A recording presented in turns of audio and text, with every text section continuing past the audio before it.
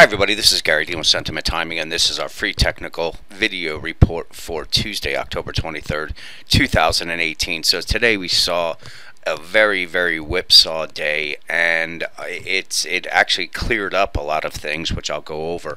Now I'm going to try to get some reports out this week, but we're getting into the time period where we're going to have a cluster of turn dates, and things are going to start going pretty crazy, and I don't want to have the members getting ticked off at us for giving away information that they're paying for. So I'm going to try to get what I can out without giving out too much information, but I can give you a pretty good say roadmap of what's going on, and then you guys would have to try to guess when these turn dates are going to be taking place. But anyway, let's get started. So in our with our predictive analytics model, we had time, sentiment, but the technicals were not lining up for a true bottom.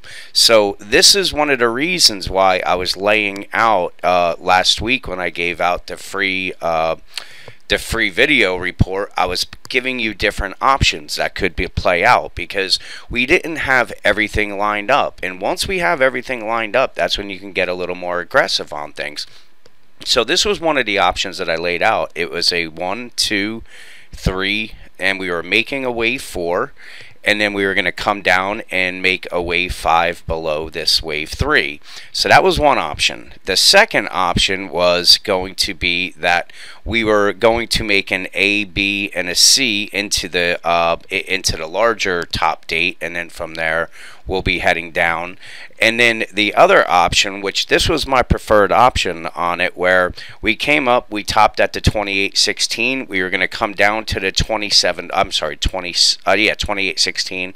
We were going to come down. My target was the 27.50 to make the wave B, and then from there we were going to make a wave C, and that was going to be the larger wave A that's coming into our into the top date.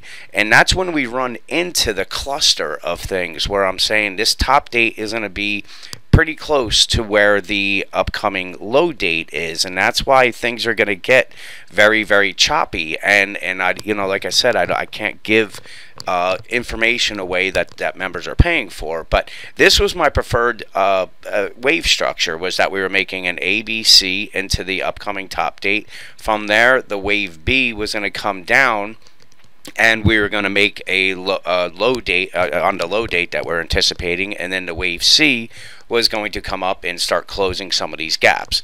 Well, today gave us the information that this was the correct wave structure. So let's take a look at what sentiment was. And again, this was this is going into last week, where we had bearish divergences. Actually, this is on the 9th on it, but what we had bearish divergences. So this was giving us the idea of the top, and from there we know we had the major pullback from there. But what we're looking at now is the same. This is the same divergence that was there, and now you can see where we have sentiment that is at extreme bearish levels, and this is the moving average sentiment part. So we're at levels where you don't want to get aggressively on the short side, and even though today gave us, if you were short into yesterday, or shorted into the the gap up on it, it was a great trade. But if you're trying to make a trade that you're not day trading, it was a lot of frustration, because we came down and we ended up closing higher than these lows were. So what I'm looking for is this. Like I said, we have a couple things going on. One is, here you can see we had a lower low on the S&P. We have a higher low on the price oscillator. So we do have the bullish divergence, and this is what was leaving this door open for this being your wave 4 up, like I was showing you here, because we didn't have any bullish divergences on this, and I was saying if we came down and made this wave 5, we were going to get bullish divergences, and as you can see, that's exactly what we have. So right now, being we have the cluster of turn dates coming, I can see us making a move someplace up into this area here, and then coming back down, and this will be the move that sucks in a lot of the bears before we come up and start closing these gaps. And like I said, I can't give you these dates. They're going to be clustered. They're not spread out in like we've seen some of the previous ones where they're weeks away. These are going to be coming fairly close, and they're going to be pretty big moves. So right now we have the bullish divergences on the 60-minute chart. In the morning notes, I had given it, if we take out these lows, one of the targets we're going to be was the 2690, and that's pretty much exactly where we bottomed. If we take that out, the next support area is going to be 2677, and I'm leaving that door open that we could head down there.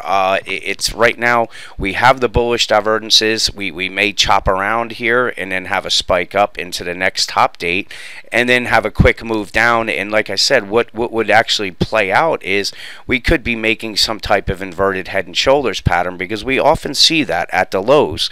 So a move up and then down again, it fits that profile where we're looking for the top and then a low, and then from there that's where we're going to get the move that's going to take us up and I believe close some of these gaps up here.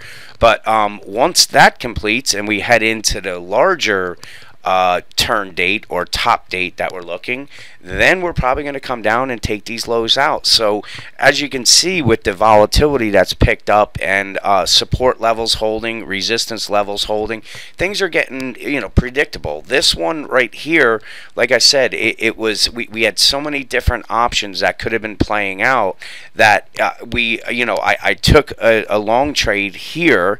And what I had said was I'm going very, very, very small. So one of that was really the only thing that I was pounding the table on with members was that, you know, if I'm trading if I make $10,000 on a trade, whether it be the S&P, bull or bear ETFs on it, I would only use 2,500 or even 3,000. I would go very, very small because there was just too many different options in place. And like I said, we had time that was on the bull side.